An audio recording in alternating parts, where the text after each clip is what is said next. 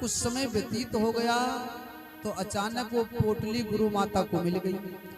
अब गुरु माता को ये भान नहीं रहा कि मैंने इस चने को श्राप दे रखा है। और कन्हैया और सुदामा जी लकड़ी तोड़ने के लिए जा रहे थे, उसी चने को गुरु माता ने दे दिया। कन्हैया तो पहुंच गए, पेड़ के ऊपर चढ़कर लकड़ी को तोड़ने लगे। कन्हैया लकड़ी तोड़ रहे हैं, सुदामा जी नीचे हैं। सुदामा जी को ब्रह्म ज्ञान था, उन्होंने जैसे चने की पोटली को लिया तो पता चल गया कि इसको गुरु माता ने श्राप दे रखा है। अब गुरु माता का प्रसाद है तो इसका त्याग भी नहीं किया जा सकता। और कन्हैया मेरा मित्र है, अपने होते हुए मैं अपने मित्र कन्हैया को निर्धन नहीं होने दूंगा। ये चना जो चबाएगा वो निर्धन हो जाएगा। तो आज सुदामा उस चने को स्वयं चबा रहे हैं। कन्हैया कहते हैं, अरे मित्र, क्या आप चना चबा रहे हो? नहीं नहीं कन्हैया, मुझे ठंड लग रही है, इसलिए मेरा दांत जो है ना ये कटकटा रहा है। सारे चने को सुदामा जी चबा गए। सच्चा मित्र वही होता है जो अपने मित्र की मदद करे, मित्र का दुख अपने सिर पर उठा ले, मित्र को कभी दुखी ना रहने दे। कि निज दुख गिरे सम रज कर माना, निज दुख गिरे सम रज कर माना। मित्र ही दुख रजे मेरो समाना, मित्र ही दुख रजे मेरो समाना। जेना मित्र दुख हो ये दुखारी,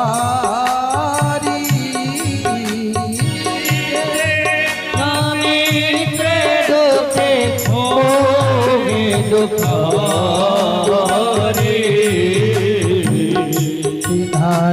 बिलो तत पातक भारी, बिलो तत पातक भारी। नहीं बिलो तत पातक भारी। सच्चा मित्र वही होता है जो निज दुख गिर सम, गिर माने पहाड़, रज कर माना, अपना दुख पहाड़ के समान हो तो रज माने धूल, उसको धूल के समान मानकर मित्र ही दुख रज मेरु समाना। और मित्र का दुख धूल के समान हो तो उसको पहाड़ के समान मानकर उसकी मदद करना चाहिए, वही सच्चा मित्र होता है।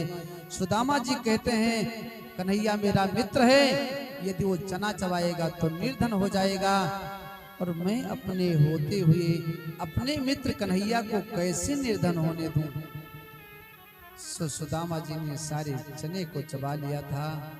और आज कन्हैया कहते हैं, अरे मित्र, गुरु माता ने चना दिया था तो आपने चबा लिया, मुझे नहीं दिया। और आज भाभी ने मेरे लिए ये चावल भेजा है, इसको भी आप छिपा रहे थे।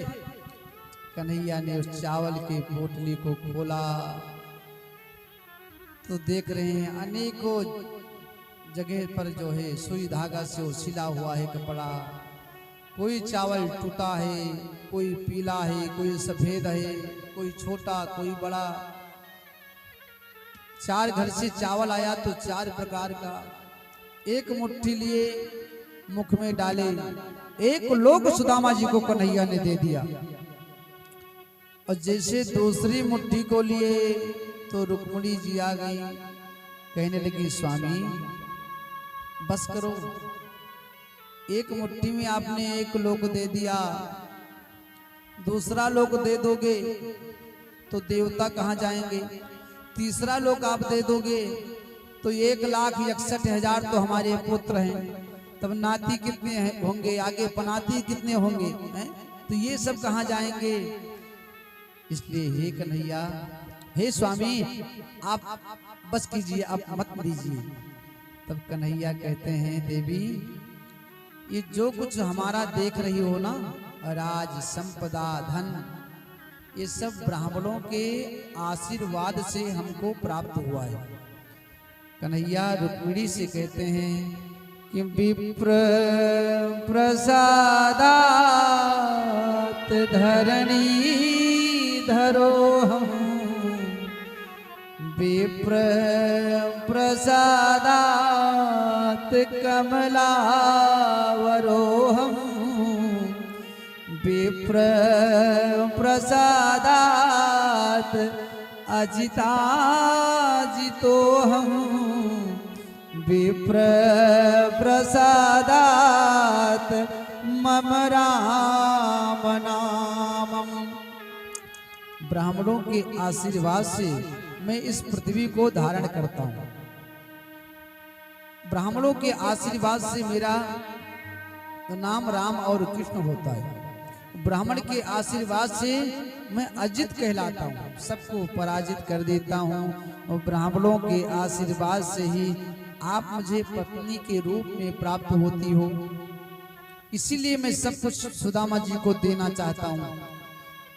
लेकिन रुक्मिणी कहती है कि स्वामी आप ऐसा मत कीजिए, नहीं हमारे बच्चे कहाँ जाएंगे। अरे सुदामा जी के 2-4 बच्चे थे और पत्नी स्वयं दो लोग पत्नी, 4 बच्चे 6 लोग, और हमारे इतने परिवार हैं, ये कहाँ जाएंगे। सुदामा जी तो किसी प्रकार रह लिए, अपने दुख को काट लिए, लेकिन प्रभु हम सब कहाँ जाएंगे।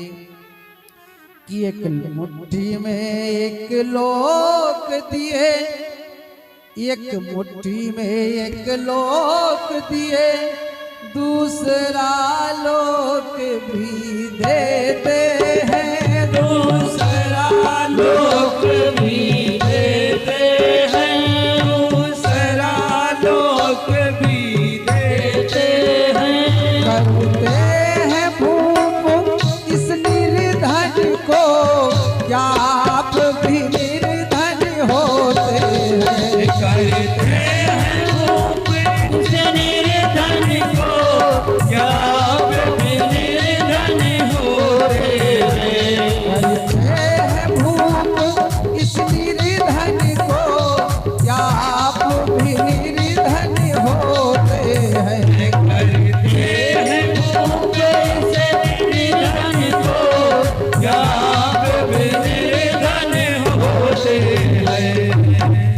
रुक्मिणी कहती हैं, स्वामी आप इसको राजा बना रहे हैं, और क्या आप इसी के समान निर्धन होना चाहते हैं। अब रहने दीजिए, एक लोग इसके लिए काफी है। अब रुक्मिणी के कहने पर कन्हैया मान गए और सुदामा जी से कहने लगे, मित्र जब घर पर जाना तो भाभी जी ने जो संदेशा दिया था ना, उनको भी मेरा संदेशा बता देना। अब कन्हैया जी सुदामा से क्या कहते हैं, कहते हैं 1 मास 2 पाखे में, अरे 2 एकादशी हो, पर भाभी तेरे घरन में नित्य द्वादशी हो। भाभी से मेरा एक संदेशा दे देना कि 1 महीने में 2 पाक होता है, 2 एकादशी होती है, लेकिन अब हमेशा भाभी जी के घर द्वादशी ही होगी, एकादशी नहीं आएगी। मतलब हमेशा भोजन की व्यवस्था पर्याप्त रहेगी। सुदामा जी के चरणों में कन्हैया ने प्रणाम किया। सुदामा जी वहां से चल दिए द्वारिका से, और जब अपने कुटिया के पास पहुंचे तो देखते हैं कुटिया मेरी गायब। यहाँ तो बहुत लंबा चौड़ा मकान बना हुआ है। सुदामा ने कहा, अरे मेरी कुटिया कहाँ गई भैया। हे भैया इधर आ, मेरी बात को सुन। वो व्यक्ति आकर कहने लगा, हाँ महाराज क्या बात है। सुदामा जी कहते हैं, यहाँ पर मेरी एक कुटिया थी, तो भैया मेरी कुटिया कहाँ गई, ये मकान किसका है। उसने कहा ये मेरे मालिक का है। तेरे मालिक का क्या नाम है फिर? तो व्यक्ति ने कहा मेरे मालिक का नाम है सुदामा। तो सुदामा जी ने सोचा कि कोई सुदामा नाम का सेठ होगा, मेरी कुटिया में आग लगा दिया होगा और अपना मकान बना लिया होगा। अच्छा भैया ये बताओ कि वो जो आपके मालिक हैं वो कोई सेठ हैं क्या? नहीं नहीं, वो ब्राह्मण हैं। तो सुदामा जी ने सोचा कि ब्राह्मण तो मैं ही था। ए मैया, बगल वाली भैया को जगा दो। ये बात बोलो भागवत भगवान की। अब सुदामा जी कहते हैं कि देखो ब्राह्मण तो मैं था, तो ये मेरा मकान है नहीं, फिर किसका है? अच्छा भैया अपने मालिक को बुलाओ, मैं बात करूंगा। उस द्वारपाल ने कहा मेरे मालिक नहीं है, मेरे मालिक गए हैं द्वारिकाधीश से मिलने। सुदामा ने कहा द्वारिका पूरी तो मैं ही गया था, तो मेरा मकान तो यह है नहीं। अब सुदामा जी कुटिया को ढूंढे, कुटिया मिले ही ना, और सुदामा जी बहुत दुखी हैं। कहने लगे कि देखो अरे यहीं पे पड़ी थी मेरी छोटी सी झोपड़िया, यहीं पे पड़ी थी मेरी छोटी सी झोपड़िया। जाने गई वो किधर, कहीं आए ना नजर, मोहे ढूंढने दे, ढूंढने दे। यहीं पे पड़ी थी मेरी छोटी सी झोपड़िया, यहीं पे पड़ी थी मेरी छोटी सी झोपड़िया। जाने गई वो किधर, कहीं आए ना नजर, मोहे ढूंढने दे, ढूंढने दे। भूल गया हूँ मैं तो गाँव की डगरिया, भूल गया हूँ मैं तो गाँव की डगरिया। गया श्याम के घरे, गया श्याम के घरे, कहीं आए ना नजरे, मोहे ढूंढने दे, ढूंढने दे। यहीं पे पड़ी थी मेरी छोटी सी झोपड़िया। सुदामा जी कहते हैं देखो यहीं पर मेरी छोटी सी बहुत पुरानी झोपड़ी थी, मैं छोड़कर गया था, नजर नहीं आ रही है, या मैं रास्ता भूल गया हूँ, या कोई सेठ आकर मेरी कुटिया में आग लगाकर अपना मकान बना लिया है। गया द्वारिका नगर अपने श्याम के घर, मोहे ढूंढने दे, ढूंढने दे। यहीं पे पड़ी थी मेरी छोटी सी झोपड़िया, यहीं पे पड़ी थी मेरी छोटी सी झोपड़िया। कहीं आए ना नजरे, जाने कहीं वो किधरे, मोहे ढूंढने दे, ढूंढने दे। मेरी छोटी सी झोपड़िया, यहीं पे।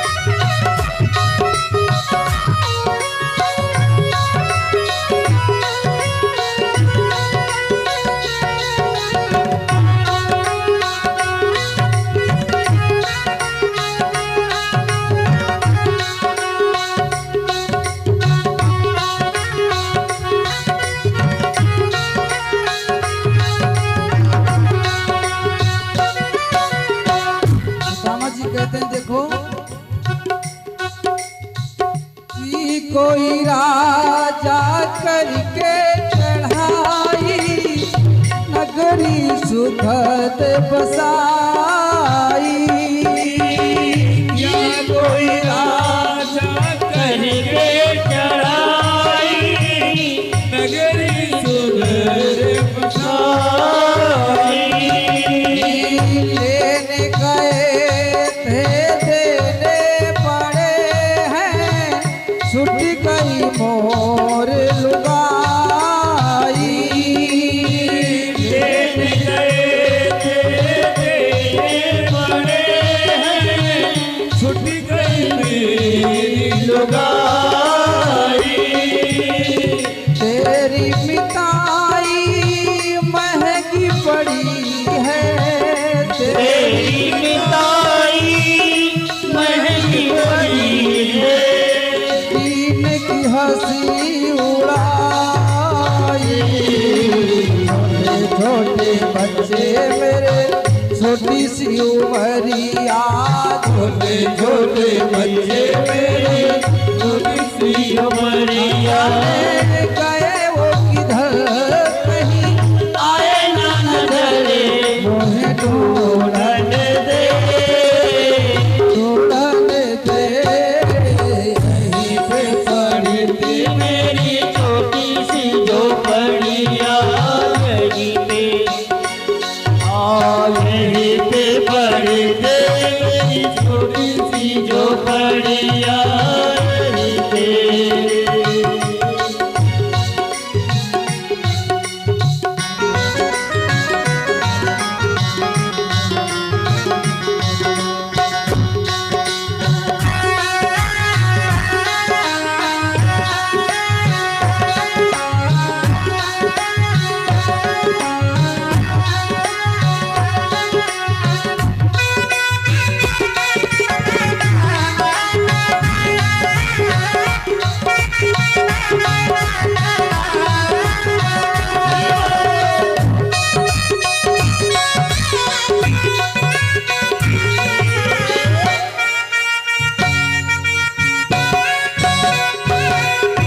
बोल बाकी बिहारी आल की।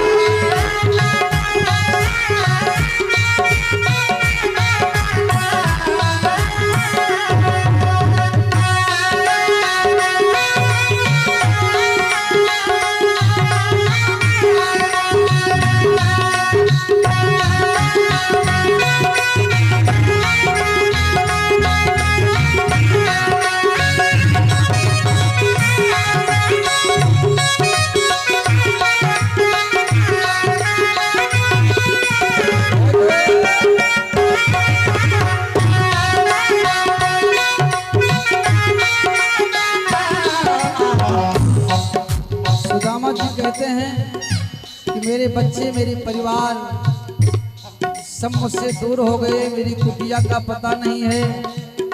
अपनी पत्नी का स्मरण करके कहते हैं, हे प्रियतमा कल तक जो भी सुख था वो भी आज गवाया। हे प्रियतमा कल तक था जो सुख था वो भी आज गवाया। मेरा चावल चबा गए और दाम भी नहीं चुकाया।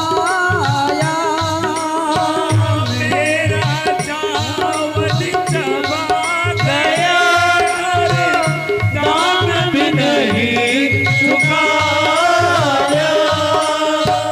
कष्ट निवारण के हित जाए, कष्ट निवारण कहीं न जाए। आए खाली हाथ हो। धन की फिक्री गई खोने की फिक्रिया, धन की फिक्री गई सोने की जुटरिया। जाए है लोभ अगर टूटे मोरी कमर, मोह सोचन दे, सोचन दे। यहीं पे पड़ी थी मेरी छोटी झोपड़िया। यहीं पे पड़ी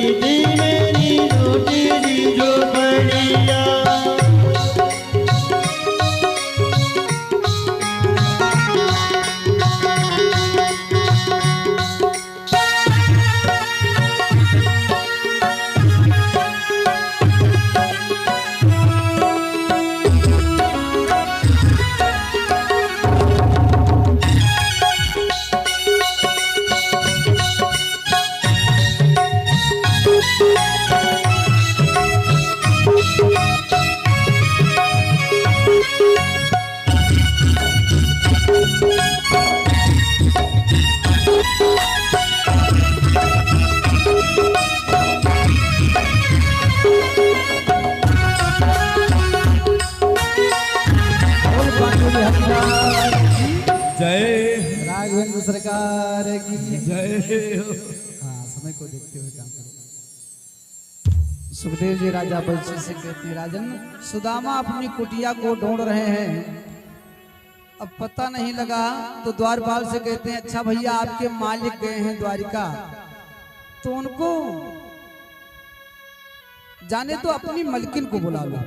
सुदामा ने सोचा कि यदि मेरा ये मकान होगा तो मेरी धर्मपत्नी दुबली पतली होगी।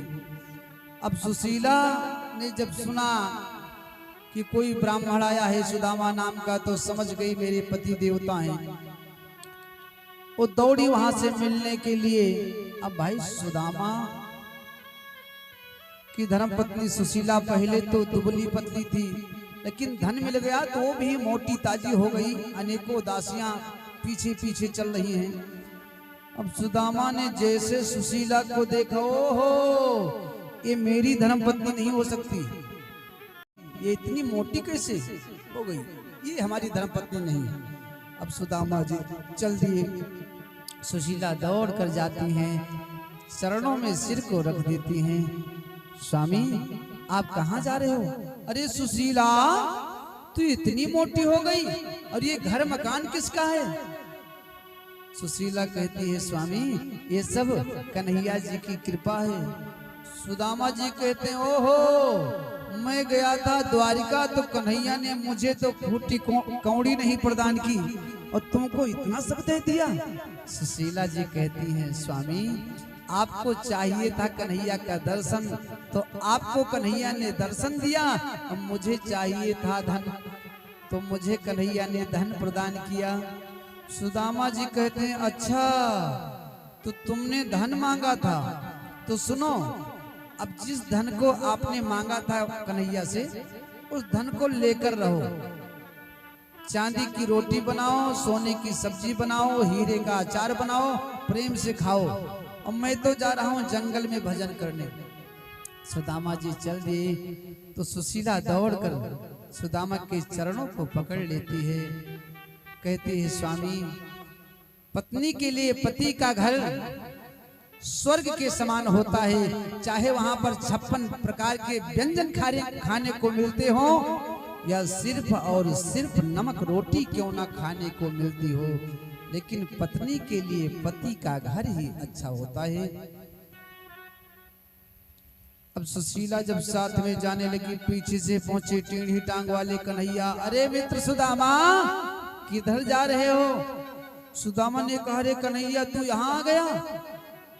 कन्हैया कहते हैं, मित्र मैं आपको समझाने आया हूँ, ये जो राजपाट मैंने आपको दिया है इसको संभालो, क्यों जा रहे हो छोड़कर? सुदामा जी कहते हैं, कन्हैया जब मैं रूखी रोटी खाता हूँ ना, तब आपके नाम का 2-4 माला भजन कर लेता हूँ, और इतना धन आपने दे दिया है, मुझे रोज मीठा पकवान मिलेगा तो मेरा मन, मेरी इंद्री जो मेरे बस में है ना, ये बेबस हो जाएगी, फिर आपके नाम का भजन नहीं हो पाएगा। तब कन्हैया कहते हैं कि देखो इस धन को संभालो, बस इतना ध्यान आप रखना कि सब संपत्ति रघुपति के हुई, ये जो खर्च करना धन ये मेरा मानकर खर्च करना, तो आपको अभिमान नहीं होगा। अच्छा देखो रहीम जी जब दान करते थे ना, जैसे कोई आया गरीब दुखिया तो दान कर रहे हैं उठा उठा कर, लेकिन उसके मुख को नहीं देखते हैं कि मैंने किसको दान किया। एक दिन मंत्रियों ने कहा, राजन आप दान करते हो तो दान लेने वाले को देख तो लो, सिर को ऊपर क्यों नहीं उठाते हो? तो रहीम जी ने बड़ी अच्छी बात कही मेरे प्यारे। रहीम जी ने कहा कि देनहार को और है, अरे भेजत है दिन रैन, और लोग भरम हम पर करें, या से नीचे नैन। देने वाला तो कोई दूसरा है जो दिन रात दे रहा है, लोग मुझ पर भ्रम करते हैं, इसी के कारण मेरा सिर हमेशा नीचे झुका रहता है।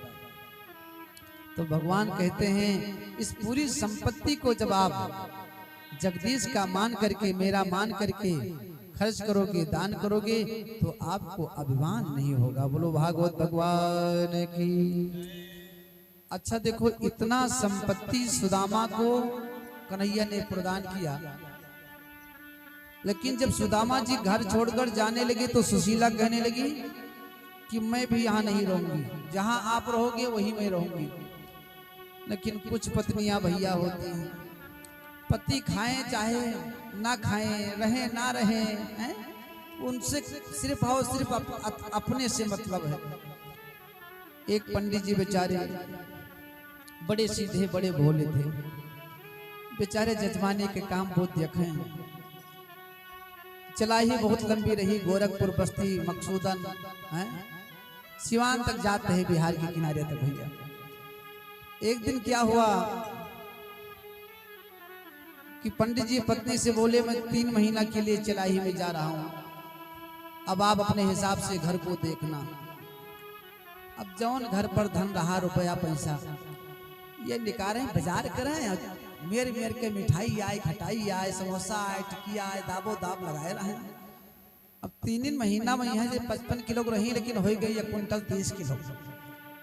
पंडित जी लौट के आए, जैसे इनका देखिए, कहीं मैंने तुम्हें कहा होगा, कहीं का बताई पप्पू के पापा, जब से तो गए हो वही 1 हफ्ता बाद हमार तबीयत आज खराब है कि दवाई रोज लाई थे, फायदा नहीं हो।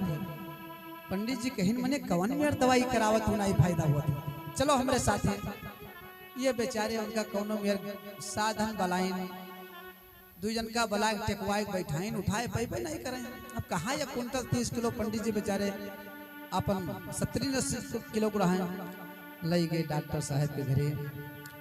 डॉक्टर साहब देखें, जांच पड़ताल की, इनके ना सही, इनके हो गया है थायराइड। अब इनके मोटापा ही जो है कम ना होए, अब बुखारो इनकी चढ़ी का है, आज करो इनका घरे ले जाओ, दवाई दियो और बहुत न खवायो। इनका गेहूं के फुलका और अरहर के जो दाल होती वही के पानी इनका दियो बस। पंडित जी घरे आए, बेचारे रोटियों बनाई, दालियों बनाई, इनसे कहीं चलो खा लियो, कहीं ना सहे वह का धाई दियो, मून दियो कहूँ, और हम जब ठीक हो थोड़े तब खाई लेंगे। अब पंडित जी कटौती तरह मून दी और फिर चले गए चलाही, कहीं हम संध्या कही गए। अब ये अपन जैसे पंडित जी गए तैसे बिल्कुल चरफर, अब बीमार थोड़ो रही, उठी गई दुकानी पर मेर मेर के आइटम लिन खाइन पीन। पंडित जी आए, समझा गए, दरवाजा बजाई। अब ये कौनो मेयर उठ गई, दरवाजा खोलिन, फिर आई वही घोल रही खटियम घम से गिरी। कहीं मैंने का भा, कहीं का भवा जौन सवेरे बनाए कहीं भाई गौ रहा, वैसे कठौती तेरे धरा, हमरे अतनो हिम्मत नहीं कि हुआ तक चली जाइए। तो कहीं यही कहा रहा, हम खवाई दे खाए लियो, चलो खाओ, चले, कहीं नहीं खा बना, नहीं हमारी तबीयत और खराब हो जाएगी। अब ये नहीं कहा कि हम नट्टी तक खाया, हम कहा हम खा तो तबीयत और खराब हो जाएगी। तो कहीं ना सहे, चलो फिर से दवाई ले आई कि, तो कहीं नहीं अब रहाई दो, काल देखा जाए।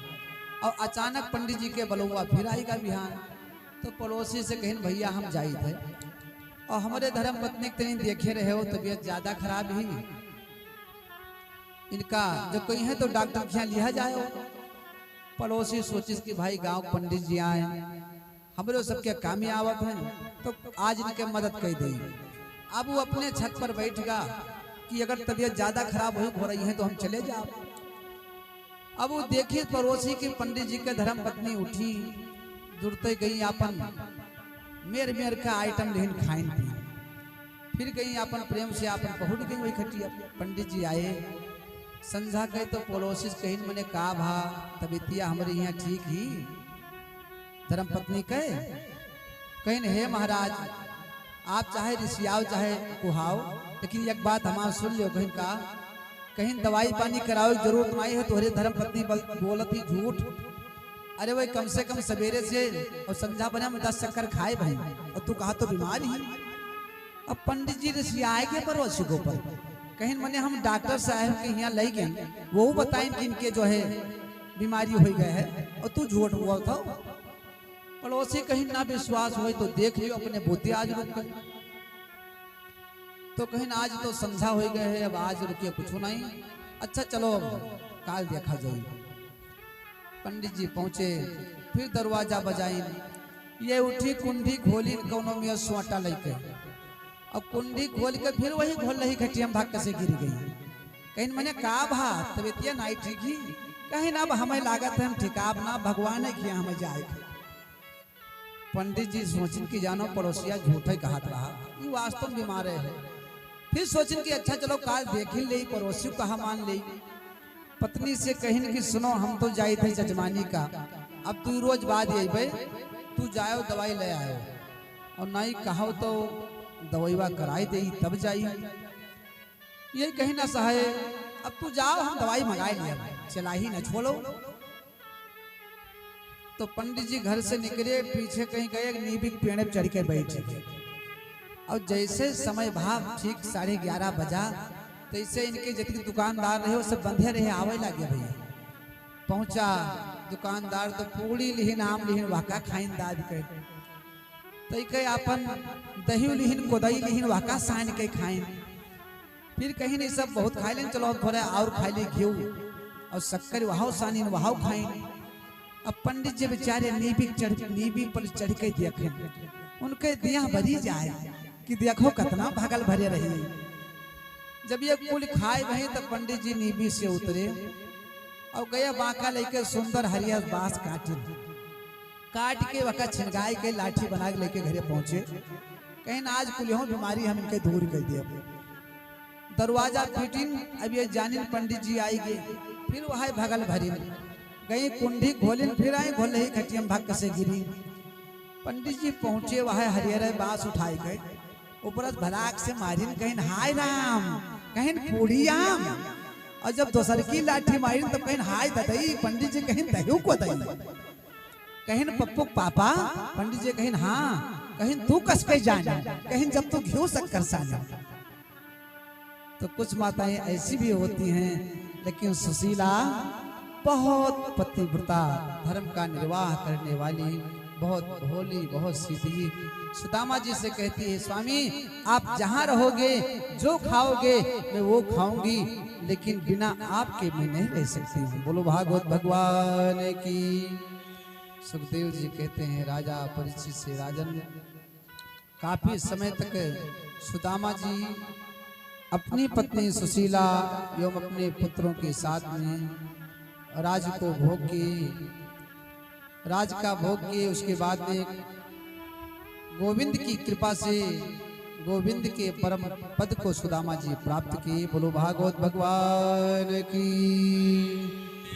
अब आगे सुखदेव जी कहते हैं, राजा परीक्षित से राजन परमात्मा से संबंध जोड़कर भक्ति करना चाहिए, संबंध जोड़कर भक्ति करना चाहिए। और आपका तो परमात्मा से कई संबंध है, एक संबंध तो हम सबका है।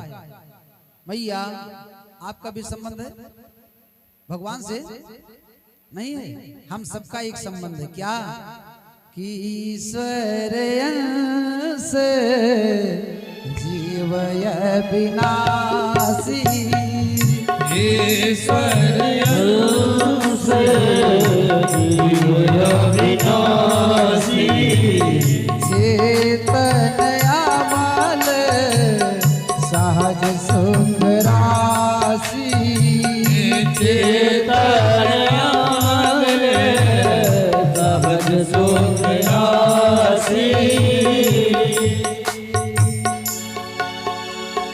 हम सबका एक संबंध है प्रभु से कि हम गोविंद के अंश हैं, परमात्मा के अंश हैं, प्रत्येक जीव। लेकिन सुखदेव जी राजा परीक्षित से कहते हैं, आपके तो कई रिश्ते हैं,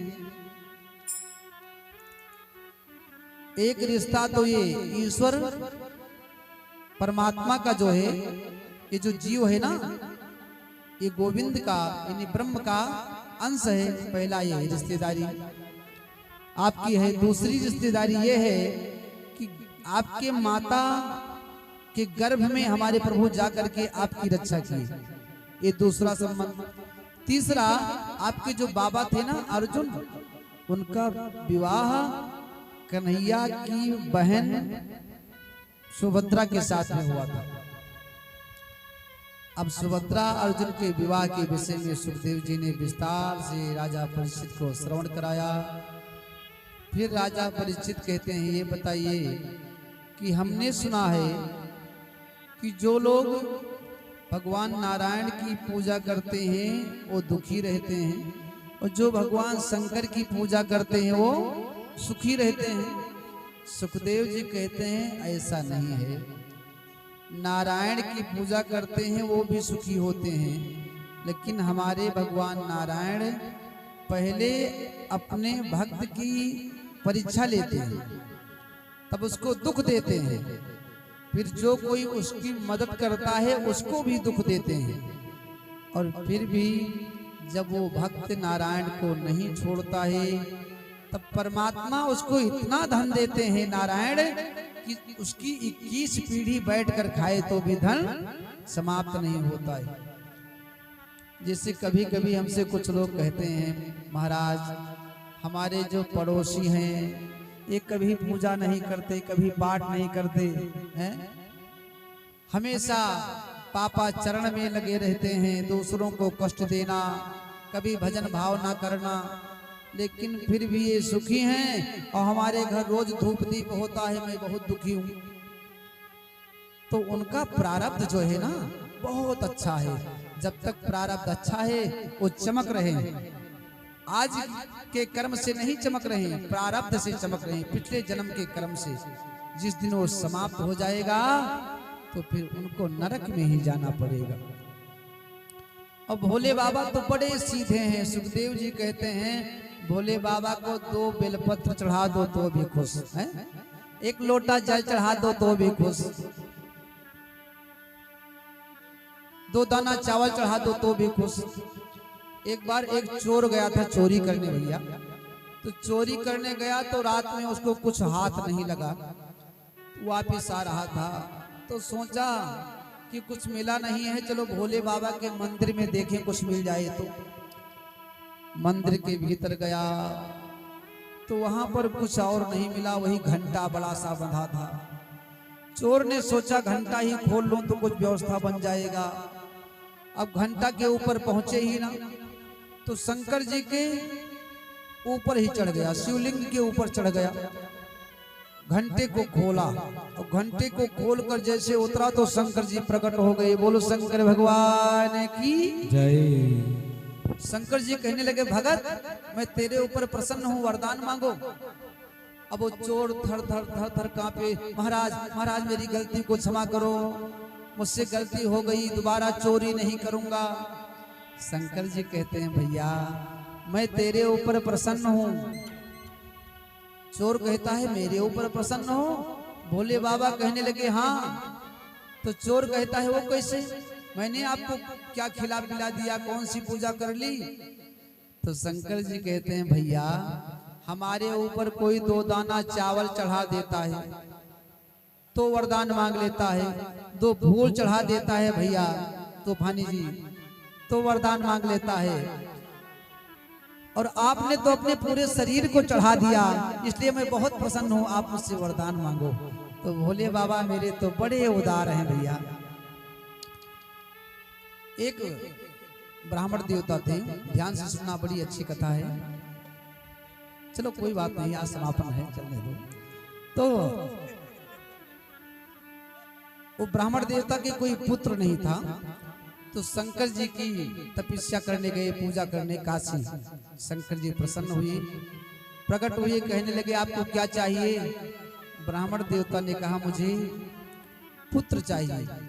तो शंकर जी ने कहा आपके भाग में पुत्र नहीं लिखा है, लेकिन मैं अपने तरफ से दे रहा हूं, आपको पुत्र मिलेगा, लेकिन यदि सपूत पुत्र रहेगा तो उसकी उम्र रहेगी केवल 5 वर्ष, 5 वर्ष के बाद वो मर जाएगा।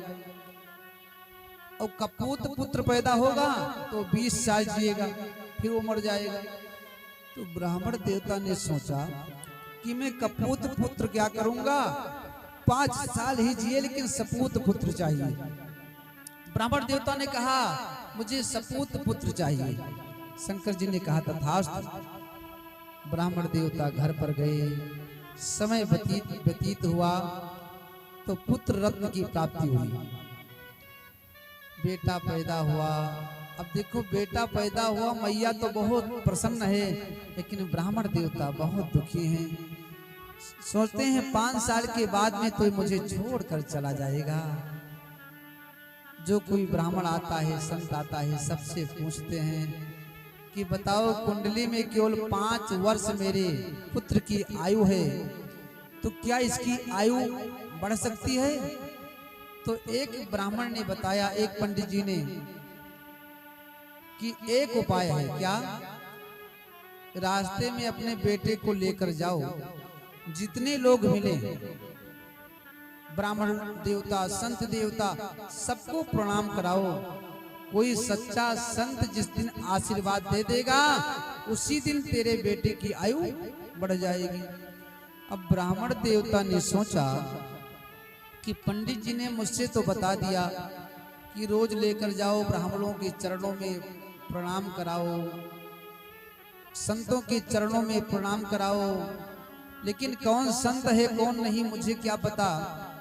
तो ब्राह्मण देवता क्या किए, सुबह उठे, बेटे को लेकर चले गए सड़क पर। अब जितने लोग आते हैं ना, कोई भी हो बेटा, सबको प्रणाम करो, सबको प्रणाम करो। कि नर नारी निकले जिते युवा वृद्धि हो बाल, गोगज बाज अनेक पशु सूकर स्वान श्रृगाल। और आवत देखत दूर ते जोड़े 2 हाथ, और पुण्य प्रणाम सबको करत धरि धर मही में मात।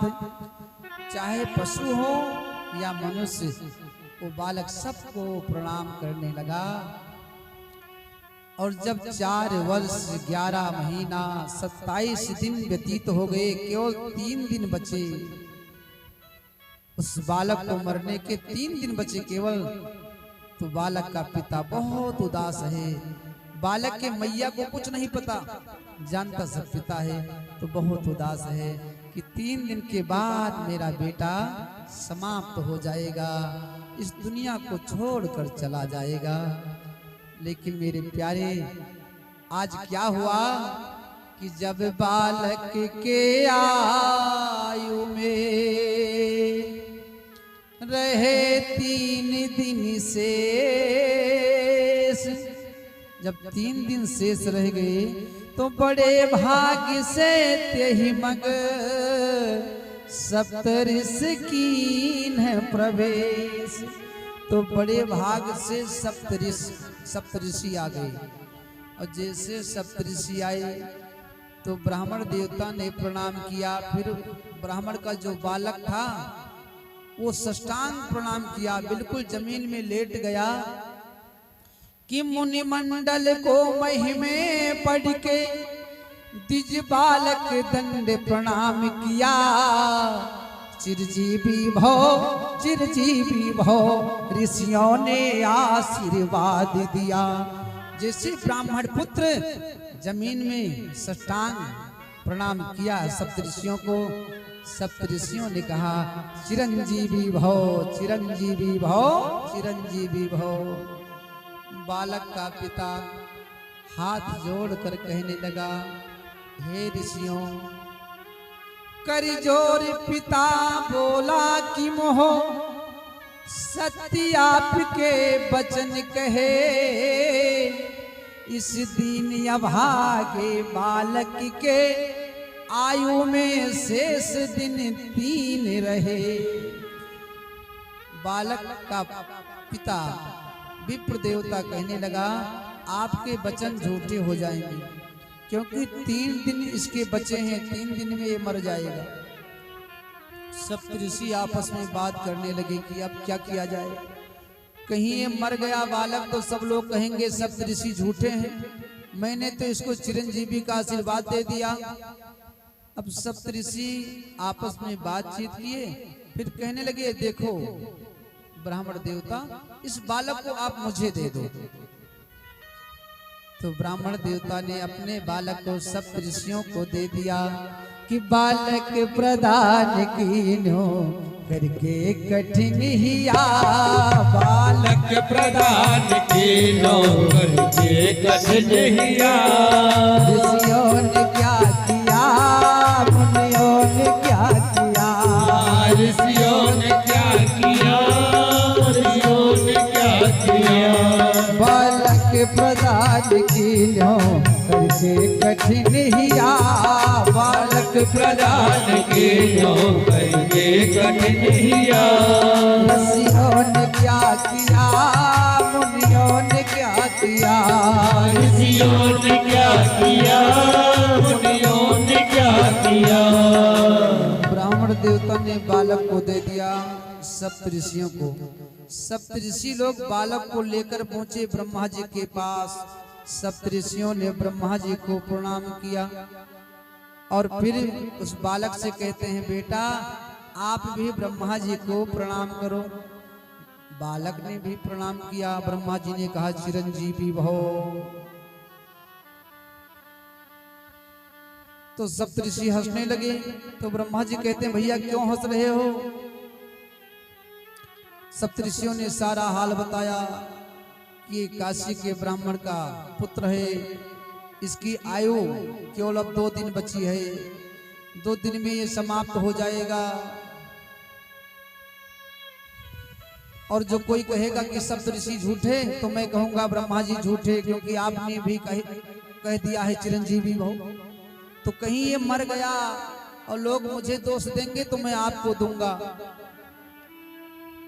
कि ब्रह्मा ने 4 मुख से चिरंजीव कह दिया। ब्रह्मा ने 4 मुख से चिरंजीव कर दिया।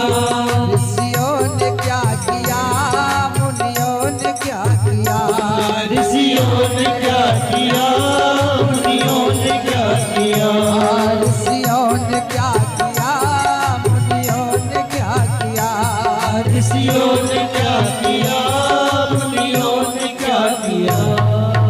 सप्तऋषि कहते हैं, यदि ये 2 दिन में मर गया तो लोग मुझे जो है कहेंगे कि सप्तऋषि झूठे हैं। तो ये जान लीजिए, फिर हम आपको कहेंगे कि ब्रह्मा जी झूठे हैं। ब्रह्मा जी बड़े दुखी हुए कि मैं चक्कर में फंस गया। और इधर ब्रह्मा जी की बात सुन करके कि ब्रह्मा जी ने चिरंजीवी का आशीर्वाद दे दिया, अब सप्तऋषि प्रसन्न होकर वहां से चल दिए।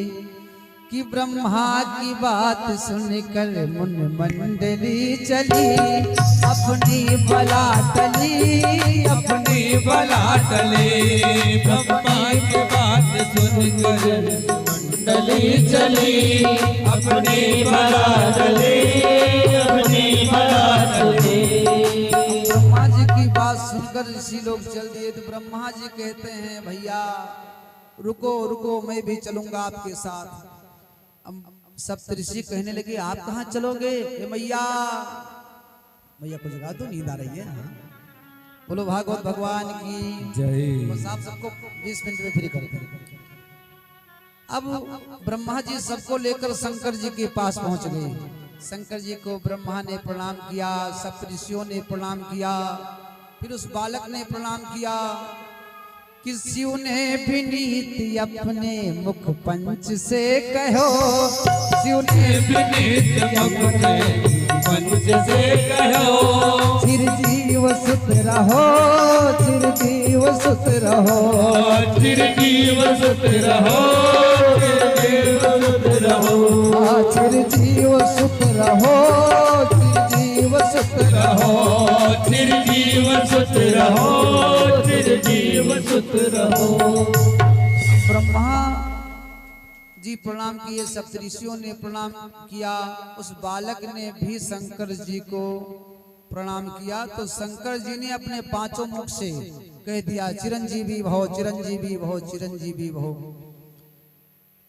कि ब्रह्मा का भार भोले बाबा ने ले लिया, ब्रह्मा का भार भोले बाबा ने ले लिया। ऋषियों ने क्या किया, मुनियों ने क्या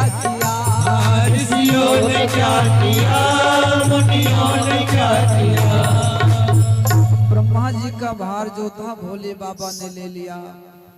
सप्तऋषि कहने लगे अब मैं चल रहा हूं अपने स्थान पर, अब ब्रह्मा जी आप जानो और भोले बाबा जाने। तो शिव जी कहने लगे सप्तऋषि क्या कह रहे हैं?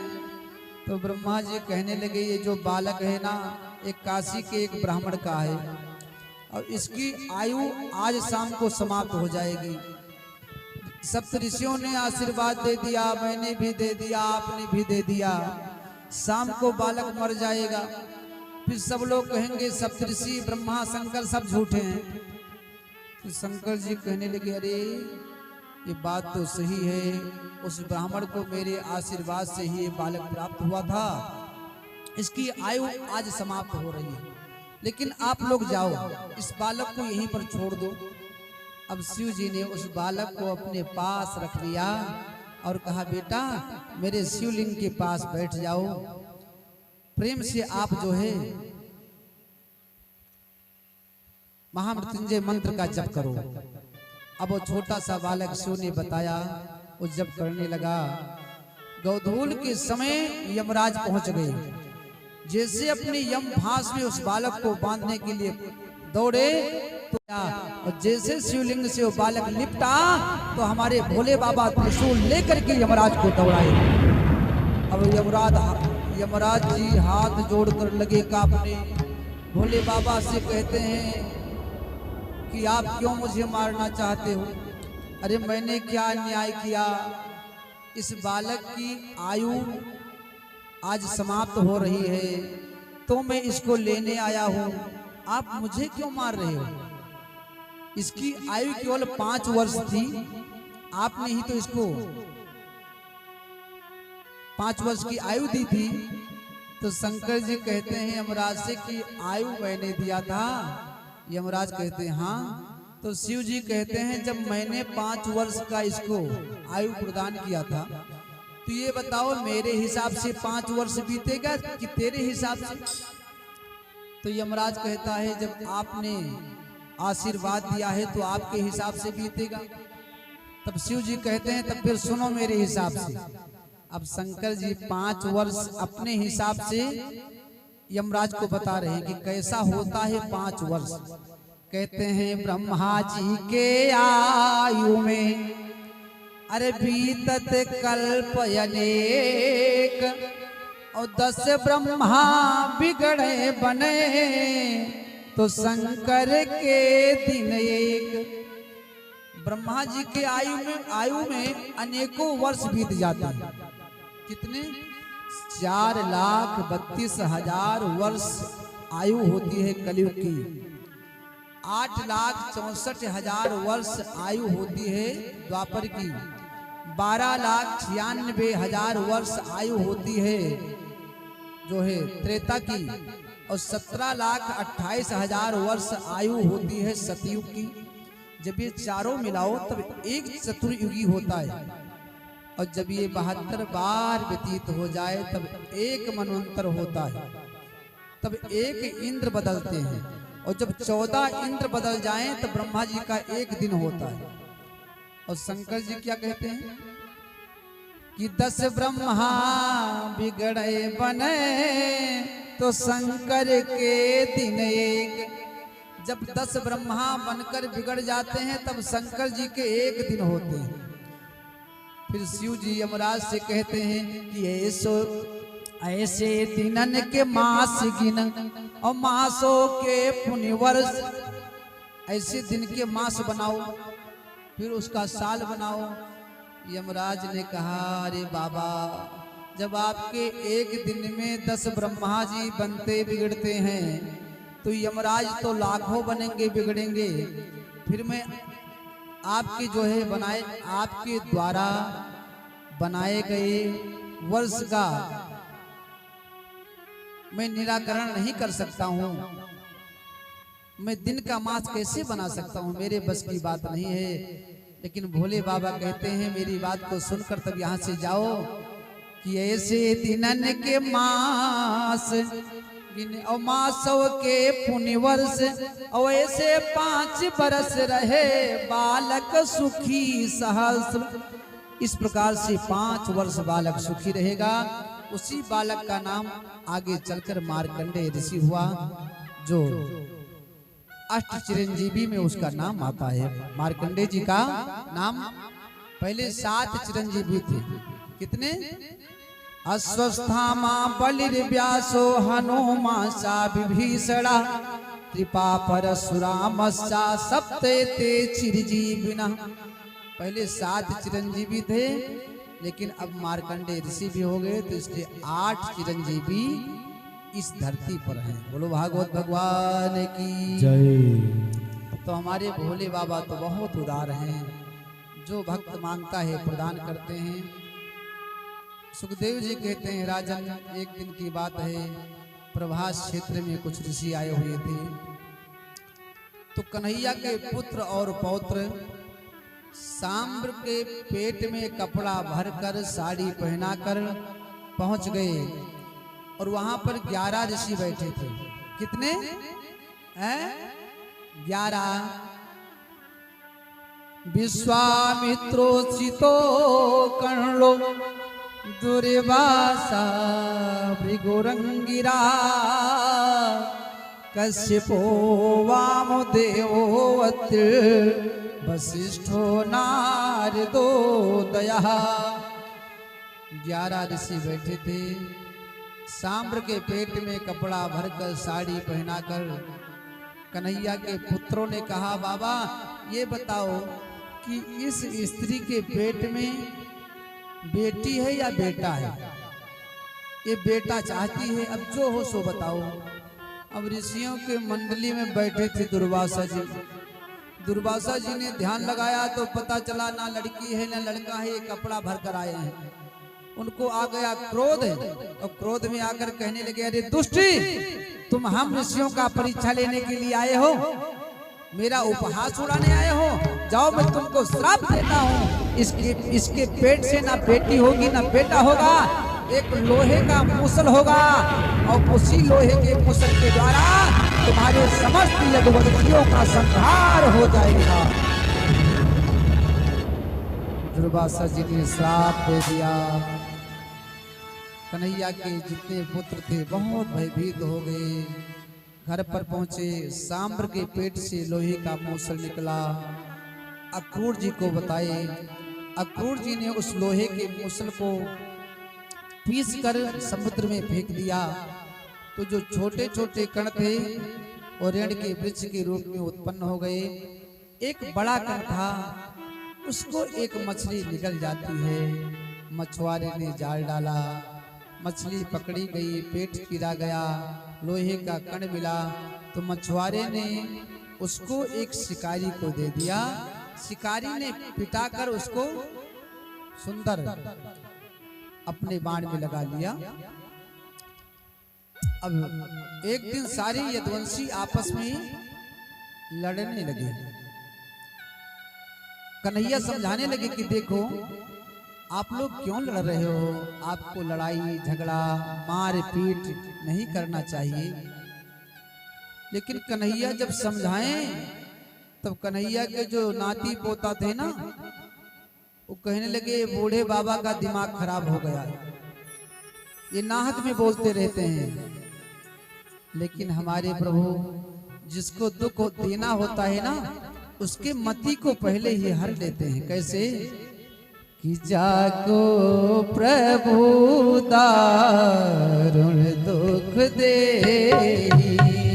जाको प्रभु दारुण दुख दे, ताकि मति पहले हर ले, ताकि मति पहले हर ले, ताकि मति पहले हर ले, ताकि मति पहले हर ले। जिसको दुख देना होता है उसके मति को हमारे गोविंद पहले ही हर लेते हैं। सारे यदुवंशी आपस में लड़ने लगे। जब अस्त्र शस्त्र समाप्त हो गया तब उसी रण के वृक्ष को उखाड़ उखाड़ कर एक दूसरे के ऊपर प्रहार करने लगे। सुखदेव जी राजा परीक्षित से कहते हैं, राजन, जिसके ऊपर वो वृक्ष एक बार लग जाए ना, उसका प्राणांत हो जावे। इतने विशाल थे वो वृक्ष। और इधर जब कृष्ण और बलराम समझाने पहुंचे तो उनको भी मारने के लिए दौड़ने लगे। तो बलराम जी शेष अवतार थे, शेष के रूप में समुद्र में चले गए। और इधर कन्हैया एक वट वृक्ष के नीचे अपने एक पांव के ऊपर दूसरे पांव को रखकर बैठे थे। शिकारी पहुंचा, कन्हैया के पैर को देखा तो समझा ये कोई हिरण है, बाण चला दिया। बाण जाकर कन्हैया के पांव में लग गया। अब कुछ संत जन कहते हैं कि रामा अवतार में राम जी बाली को छिपकर मारे थे, तो वही बाली आगे चलकर शिकारी हुआ जो कन्हैया को छिपकर मार दिया। और जब कन्हैया के पास पहुंचा तो कहने लगा, हे कन्हैया, हे केशव, मुझसे बहुत बड़ी गलती हो गई, मेरी गलती को क्षमा कर दीजिए। कन्हैया कहते हैं, देखो, बिना मेरे इच्छा के वृक्ष के एक पत्ते भी नहीं हिल सकते हैं। एक जो कुछ हो रहा है मेरी इच्छा से हो रहा है। शिकारी के लिए हमारे कन्हैया अपने पार्षदों के द्वारा विमान मंगवाए। शिकारी विमान पर बैठकर स्वर्ग चला गया। अर्जुन पहुंचे, कहने लगे, कन्हैया, आपके ऊपर बाण किसने चलाया, मुझे बताओ, मैं उसको छोड़ूंगा नहीं। कन्हैया कहते हैं, अर्जुन, अब मुझे कुछ बताने का समय नहीं है, मेरी पत्नियों को लेकर जाओ, राधा रानी के पास छोड़ दो, क्योंकि मेरे ना रहने के बाद अर्जुन ये जो द्वारिकापुरी है ना, ये रसातल में चली जाएगी। मेरे प्यारे, तब अर्जुन कन्हैया के पत्नियों को लेकर जा रहे थे ना, तो एक कोल भील आ गया जो अर्जुन को पराजित कर दिया, कन्हैया के पत्नियों को छीन लिया। वो कोल भील कोई और नहीं था, हमारे कन्हैया ही कोल भील बनकर आए। वो अर्जुन को ये बताना चाहते हैं कि मेरे ना रहने के बाद में आपका गांडीव जो है ना, ये धनुष बाण किसी काम का नहीं रह जाएगा। सारे देवता ऊपर से देख रहे हैं कि कन्हैया अभी हमारे पास आएंगे, लेकिन हमारे कन्हैया के शरीर से एक ज्योति निकली और आकाश में भ्रमण किया। उसके बाद आकर के श्रीमद् भागवत जी में वो ज्योति विराजमान हो गई, हमारे कन्हैया भागवत जी में विराजमान हो गई। बोलो भागवत भगवान की जय। अब इधर सुखदेव जी राजा परीक्षित से कहते हैं, राजन, आज के 7वें दिन एक ऋषि ने आपको श्राप दिया था, ऋषि पुत्र ने, कि 7वें दिन तक्षक सर्प के काटने से आपकी मृत्यु होगी। तो क्या आज आप मरोगे तक्षक के काटने से? राजा परीक्षित ने कहा, भगवान, जब मेरा जन्म ही नहीं हुआ है तब मेरी मृत्यु कैसे होगी? सुखदेव जी ने कहा, राजन, अब मेरे समझ में आ गया कि आपने भागवत का रसपान कर लिया। मैं मरूंगा ऐसा सोचना पशु बुद्धि है, मरता ये शरीर है, और जो आत्मा है ना, आत्मा की मृत्यु कभी होती ही नहीं है। अब सुखदेव जी के चरणों में राजा परीक्षित प्रणाम किए, पूजन अर्चन वंदन करके सुखदेव जी वहां से चले गए। सूत जी से शौनक आदि ऋषि, मार्कंडेय ऋषि के विषय में पूछे, सूत जी ने सब कुछ बताया। अब इधर 7वें दिन जब राजा परीक्षित अपने घर पर पहुंचे तो 7 ही दिन में राजा परीक्षित के पुत्र जन्मेजय ने एक ऐसा महल बना दिया था कि उसके भीतर एक मच्छर भी नहीं जा सकता था। कहने लगे अपने पुत्रों से कि आज 7वां दिन है, अब तो सूर्यास्त होने वाला है, लाओ मुझे कुछ खिला दो। राजा परीक्षित के पुत्र जन्मेजय घर से बाहर जाते हैं फल लेने के लिए, और जब फल लेकर आए तो फल के ऊपर ही तक्षक बैठ गया एक मासा बनकर। अब फल जब घर के भीतर गया तो तक्षक भी चला गया। जैसे उस फल को राजा परीक्षित उठाए खाने के लिए तो छोटा सा मच्छर एक विशाल तक्षक के रूप में परिणित हो गया। राजा परीक्षित की मुक्ति तो पहले ही हो चुकी थी, लेकिन पंच भौतिक जो शरीर था वो जलकर राख हो गया। सूत जी सौनक आदि ऋषियों से कहते हैं, देखो हम सबको दो बातों का ध्यान रखना चाहिए। क्या कि दो बातन का ध्यान रख, जो चाहत कल्याण, नारायण एक मौत को, दूजे श्री भगवान। एक तो मौत का ध्यान रखो कि मेरा जन्म हुआ है तो मुझे मरना पड़ेगा, और मेरा कल्याण कैसे होगा? भगवान के नाम का जप करने से मेरा कल्याण होगा।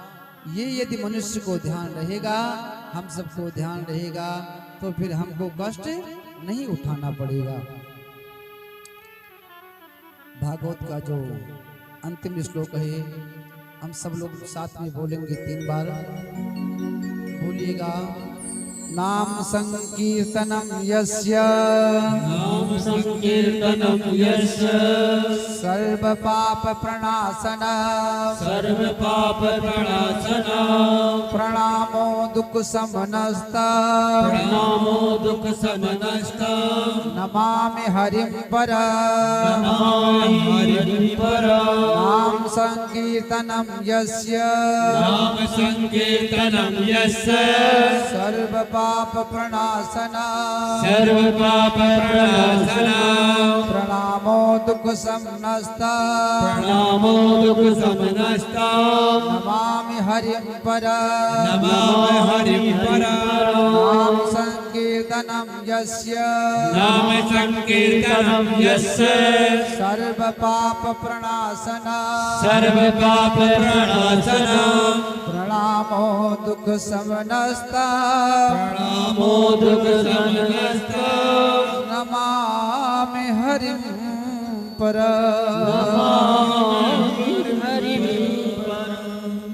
मतलब जितना ज्यादा से ज्यादा भागवत सुनने का मुख्य उद्देश्य है कि ज्यादा से ज्यादा नाम जप किया जाए, गोविंद के नाम का जप किया जाए, स्मरण किया जाए। इसी से जीव मात्र का कल्याण होता है। देखो आज सप्तम दिवस है, 7 दिन से कथा चल रही थी। आज समापन दिवस है। आप सब लोगों ने बड़ा समय दिया, क्योंकि इस समय फसल काटने का समय है। सरसों हो गया, गेहूं हो गया, अक्सा, जितने भी फसल हैं सबको काटना है। लेकिन फिर भी आप सब लोगों ने इतना समय निकाल कर यहाँ पर आए, बैठकर कथा का श्रवण किए, और इतना समय देने के लिए आप सबका बहुत बहुत आभार। और हमारे जायसवाल परिवार की तरफ से हम सबको बहुत सम्मान मिला। खाने की व्यवस्था और फलहार की व्यवस्था। दिन में भी कई बार पूछती थी मैया, तो यहाँ पर बैठी हैं, कहती थी महाराज किसी भी प्रकार की कमी हुई होगी तो मुझसे जरूर बताना, किसी को खाने पीने की कमी ना हो, किसी प्रकार की कमी न रह जाए। पूजा में कोई कमी हो तो भी बता देना। तो जो भी हमारे आचार्य जी बताते थे ये सारी व्यवस्था करते थे। बड़ी धूमधाम से सारा व्यवस्था संपन्न करने में लगे थे पूरे परिवार। इनके जो पुत्र हैं डॉक्टर राहुल जी या रोहित जी, इन सब ने भी भाई बहुत परिश्रम किया। भागवत शुरू होने के 1 महीने पहले से तैयारी में लगे हुए हैं। कार्ड को छपाना, उनका वितरण करना, सारी व्यवस्था में सब लोग लगे थे, आज भी लगे हुए हैं। कल भंडारा है, कन्हैया की कृपा से आप सबके सहयोग से वो भी सकुशल संपन्न होगा। और आपके जो भाई हैं, भतीजे हैं, राजेंद्र जी, राकेश जी, गणेश जी, ये सब इनकी धर्मपत्नियां, इन्हें पूरे परिवार वालों ने बहुत सम्मान दिया, बहुत समय दिया। आप सबका बहुत बहुत आभार, बहुत बहुत साधुवाद। और देखो कभी कभी क्या होता है, ज़्यादा बोलने पर कुछ शब्द ऐसे निकल जाते हैं जिनको नहीं कहना चाहिए। तो यदि 7 दिन में हमसे भी कोई ऐसे शब्द निकल गए होंगे, तो जितने भी भाई बंधु या हमारे दादा बाबा हैं या माताएं हैं,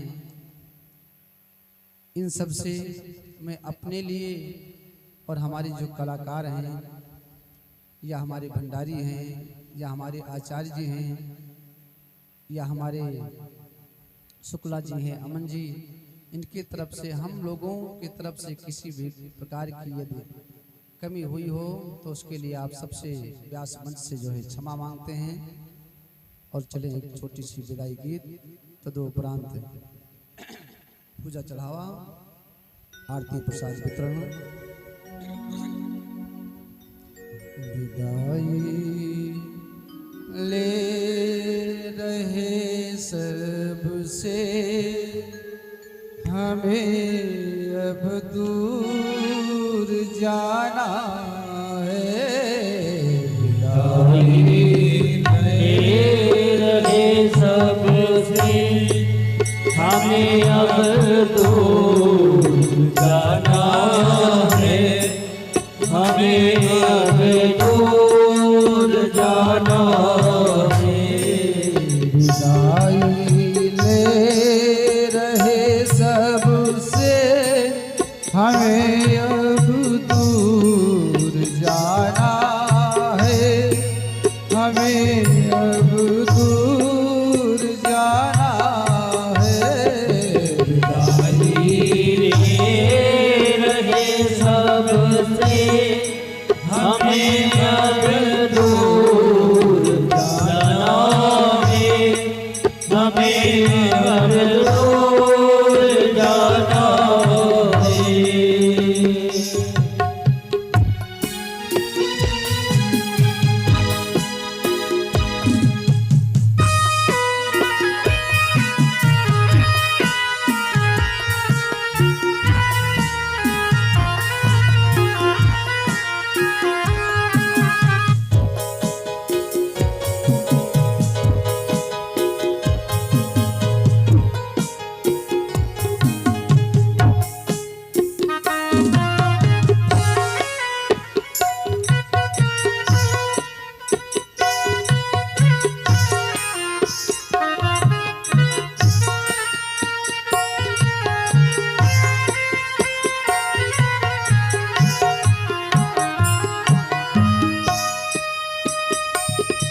हम आए आपके दर पर, सजाया थाल में दीपक, सजाया थाल में दीपक, किया यादर हमारा याप, सबने खूब मिलजुल कर किया।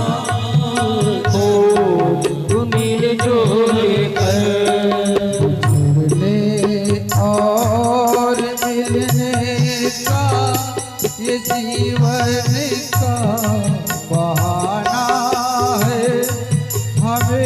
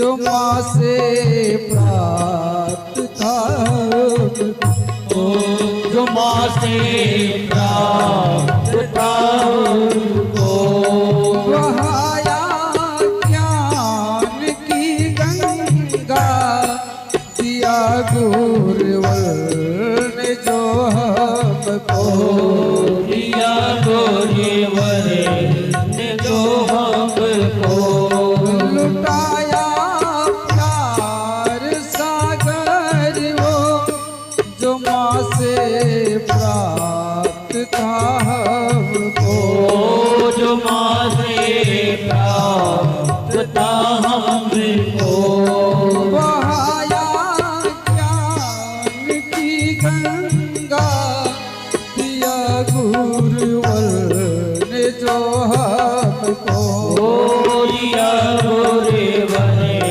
ने जो हमको, के छाव पर रखना मेरा जो भी खजाना है, हमें अब दूर जाना है।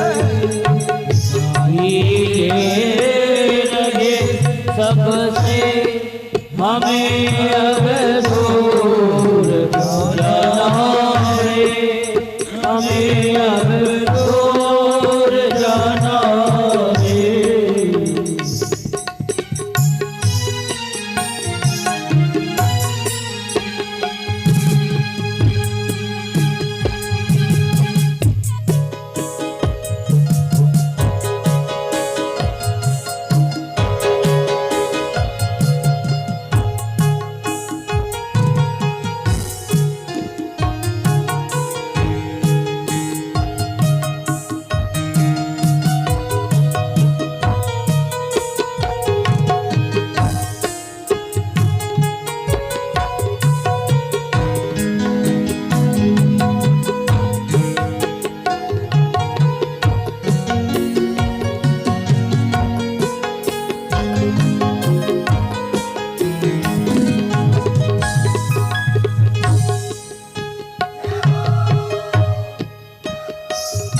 सभी की याद आएगी तो आंखें कब दबाएगी, तो आँखें दबाएगी, बहेगी आँखों की धारा, जब याद सब की आएगी, जब याद सबकी आएगी, बहेगी आँखों की धारा, जब याद सब की आएगी, जब याद सबकी आएगी।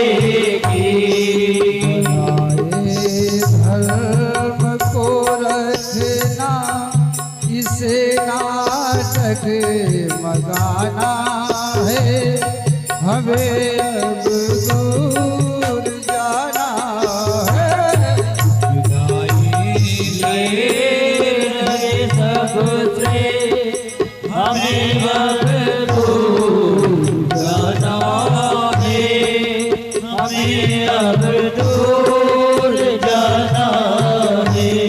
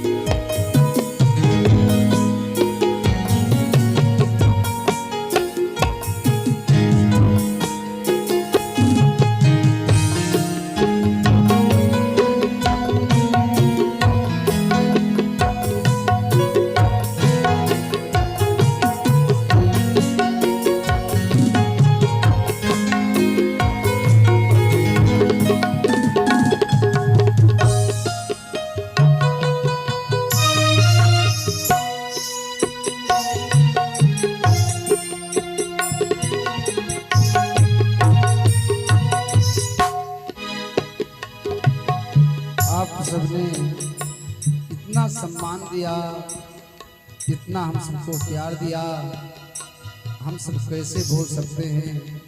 जायसवाल परिवार या यादव जी का परिवार, यहाँ पर हम सब लोग पहले भागवत करने भी आए थे, वहीं पर शयन करने की व्यवस्था है। सब लोग बार बार पूछते थे, महाराज जी किसी प्रकार की कमी होगी तो बताना। सुरेंद्र जी, अनिल जी, दिनेश जी, विनोद जी, इनके पूरे परिवार, इतना सुंदर इन सबका संस्कार है। यादव जी का परिवार या जायसवाल जी का परिवार, सब लोगों ने बहुत सम्मान दिया। आप सब यदि झूठे भी हमको कहोगे महाराज आपको आना है, बुलाएंगे जो, तो मैं जरूर आऊंगा। इतना प्यार दिया मुझको जिसे ना भूल पाएंगे, जिसे ना भूल पाएंगे।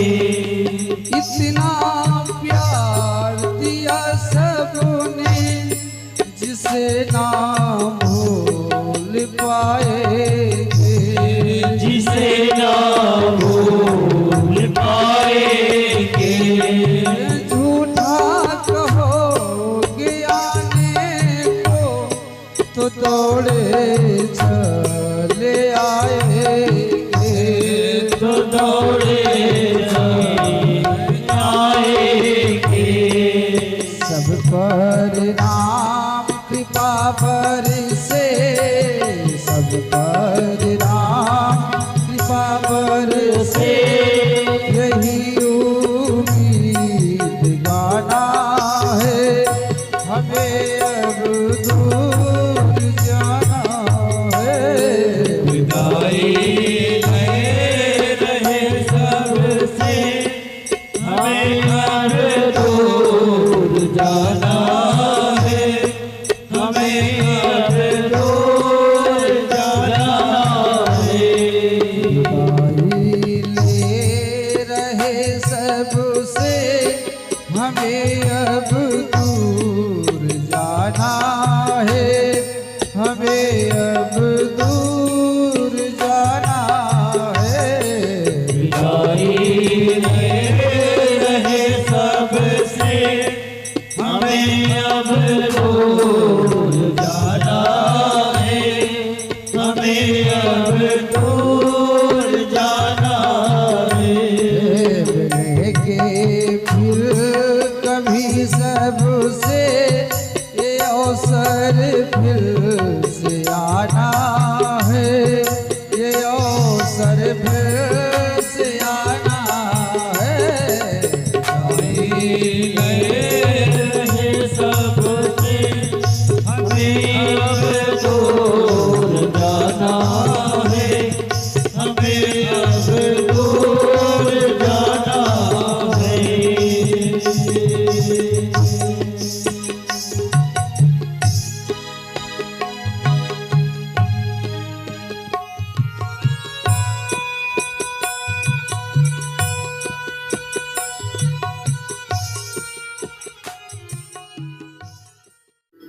चंद्रमा मनसो जात चक्षुः सूर्यो जायत श्रोत्राद्वाय श्रवणसमुखोऽग्निरजायत।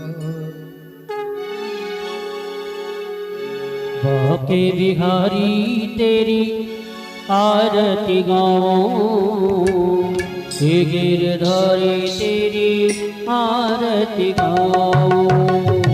बाके बिहारी तेरी आरती गाऊं, हे गिरधारी तेरी आरती गाऊं।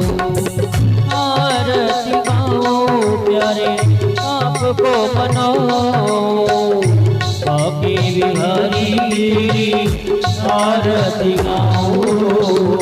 कुंज बिहारी तेरी आरती गाऊं, हे गिरधारी तेरी आरती गाऊं।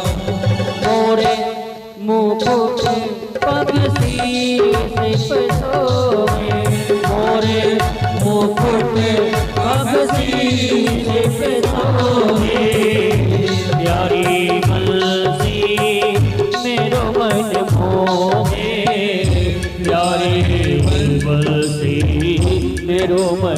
मोहे देख छवि बने हारी न जाओ आंखें बिहारी तेरी आरती गाओ गिरधारी तेरी आरती गाओ कुंज बिहारी तेरी आरती गाओ चरणों से निकली है गंगा प्यारी चरणों से निकली है गंगा प्यारी जिसने सारी दुनिया तारी जिसने सारी दुनिया तारी उन चरणों के मैं दर्शन पाओ आके बिहारी तेरी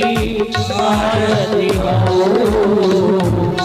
गिरधारी तेरी आरती गाओ कुंज बिहारी तेरी आरती गाओ व्यास दास जी के नाथ आप हो व्यास दास जी के नाथ आप हो सुख दुख जीवन प्यारे साथ आप हो सुख दुख जीवन प्यारे साथ आप हो उन चरणों को मैं पीछे झुकाओ आके बिहारी तेरी आरती गाओ गिरधारी तेरी आरती गाओ कुंज बिहारी तेरी आरती गाओ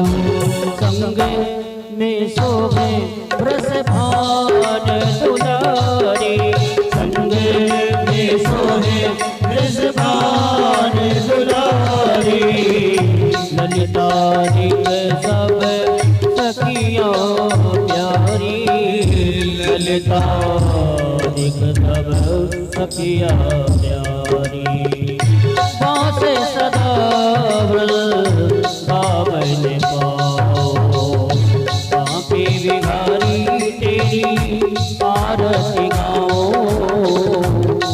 गिरधारी तेरी आरती गाओ कुंज बिहारी तेरी आरती गाओ करे गुर गौरम करुणावतारम संसार सारम उद्गीतहारम सदा वसंतम हृदयारविंदे तव भवानी सहितं नमामि त्वमेव माता च पिता त्वमेव बन्धुः सखा त्वमेव त्वमेव विद्या द्रविणं त्वमेव त्वमेव सर्वं मम देवदेवा मम देवदेवा मम देवदेवा